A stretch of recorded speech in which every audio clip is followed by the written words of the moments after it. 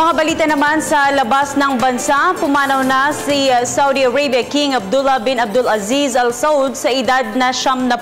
Ayon sa pahayag ng royal officials, sa ospital na sawi si King Abdullah dahil sa matagal nang iniinda ng lung infection. Kaugnay nito, hahalili bilang hari ang half-brother nito na si Salman bin Abdulaziz Al Saud na 79 na taong gulang, habang Crown Prince naman ang isa pang half-brother nito na si Mukrin bin Abdulaziz. Naging hari si King Abdullah noong taong 2005 na siyang ika-6 na leader ng Saudi Arabia.